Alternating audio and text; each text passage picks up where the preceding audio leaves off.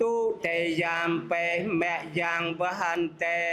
ក្រុមការងារចុះមូលដ្ឋានឃុំដំណាក់រាំងស្រុកសាមគ្គីមនីជ័យខេត្តកំពង់ស្ពឺរួមជាមួយគណៈកម្មាធិការគណៈបកឃុំបានរៀបចំពិធីសូត្រមន្តដើម្បីអបអរសាទរពិធីបុណ្យចូលឆ្នាំថ្មីប្រពៃណីជាតិខ្មែរ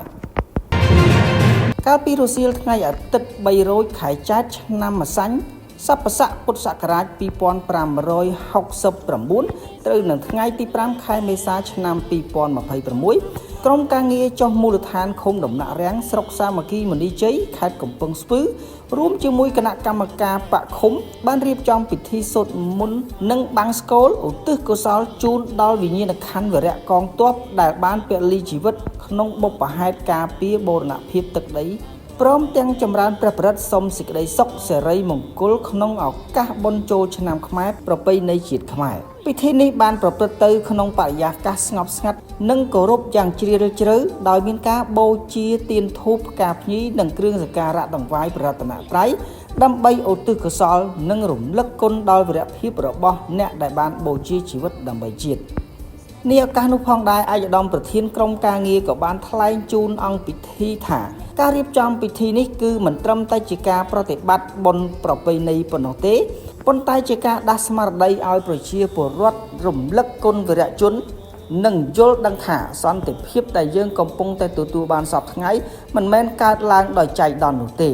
ប៉ុន្តែបង្កើតឡើងដោយការលះបង់ដ៏អស្ចារ្យជាមួយគ្នានេះព្រះសង្ឃក៏បានធ្វើធម្មិកថា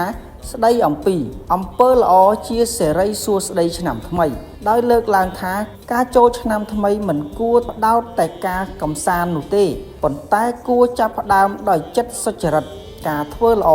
ការចេះចែករំលែកនិងការគោរពគ្នាទៅវិញទៅមកដែលជាគ្រឹះនៃសុភមង្គលជីវិតនិងសង្គមឯកឧត្តមក៏បានអំពាវនាវឲ្យបន្តថែរក្សានិងលើកតម្កើងមរតកដូនតាខ្មែរតាមរយៈការចូលរួមសកម្មភាពប្រពៃណីដូចជាការគោរពព្រះសង្ឃការរៀបចំពិធីបុណ្យតាមទំនៀមប្រពៃណីវប្បធម៌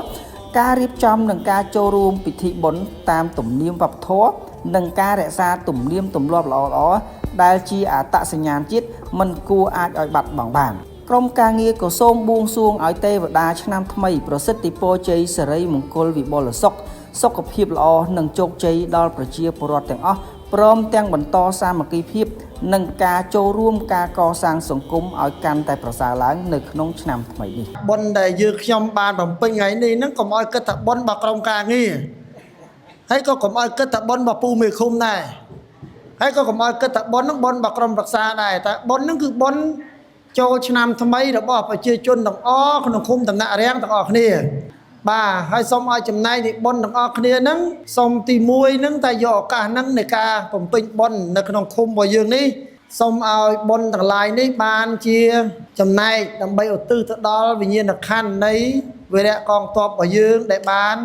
ពលីជីវិតនៅក្នុងសមរភូមិជួរមុខការពារទឹកដីរបស់យើងពុកម៉ែទាំងអស់មេត្តាតាំងចិត្តនិងអធិដ្ឋានថាបុណ្យដែលពុកម៉ែមានមីងទាំងអស់បានធ្វើនេះ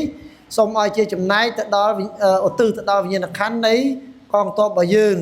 សូមឲ្យកងទ័ពដែលលោកបានចែកឋានទៅនោះសូមឲ្យជាឧបនិស្ស័យបានរួចចាក់ទុកទោសទាំងឡាយទាំងពួងហើយ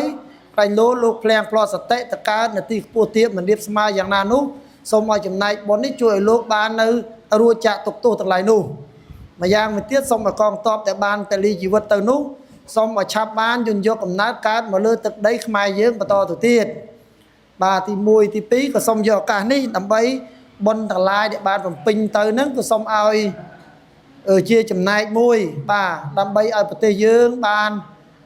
សុខសន្តិភាពសុខសាន្តត្រានតទៅវិញបាទសូមឲ្យសត្រូវទាំងឡាយហ្នឹងដែលវាពាក្យព្យាយាម